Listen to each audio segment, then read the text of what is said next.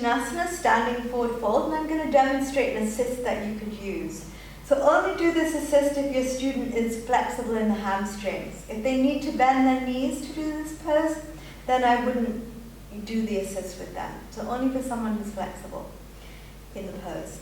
So I'm going to place my hip against her hip to stabilize her so that she doesn't fall over. And then I'll place one hand on the sacrum, also to stabilize. And then my other hand, I'm just going to press her chest a little closer to her thighs. So I'm putting a little pressure slightly down and pressing the chest closer to the thighs. And I'll just hold that for a few breaths. And then when you come away, just be very gentle to move away slowly so that they don't fall. Thank you, Raja.